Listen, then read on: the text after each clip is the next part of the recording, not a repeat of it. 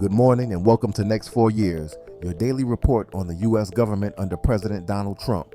Today is Thursday, July 10th, 2025. A federal judge has temporarily blocked Trump's executive order ending birthright citizenship, allowing a nationwide class action lawsuit to proceed. The ruling halts any immediate enforcement and challenges what critics call a dangerous overreach. Despite the Supreme Court's earlier narrowing of nationwide injunctions, plaintiffs now await a full hearing. Officials report Trump is set to authorize a $300 million weapons package for Ukraine using his presidential drawdown authority. It will include Patriot missile interceptors and GMLRS artillery systems, signaling renewed direct U.S. military support for Kyiv in response to intensifying Russian aggression. Trump has imposed a 35% tariff on Canadian goods and is considering 15 to 20% tariffs on other nations.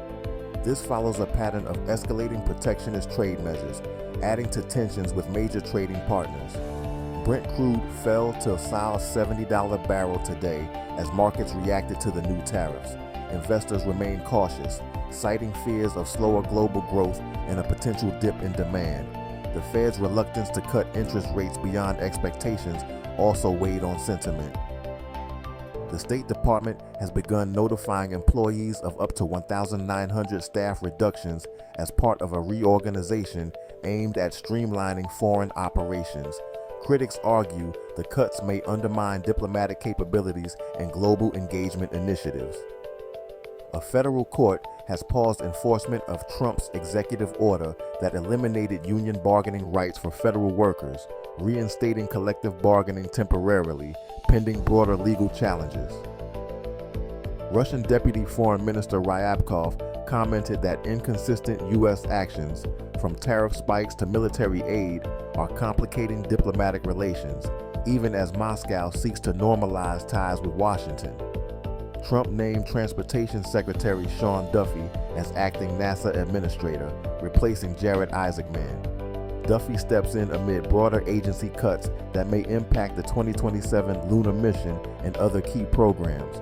Despite completing the One Big Beautiful Bill, Trump's budget omits funding to refill the Strategic Petroleum Reserve. At half 403 million barrels, it remains at its lowest level in decades, reflecting a calculated pivot in energy policy.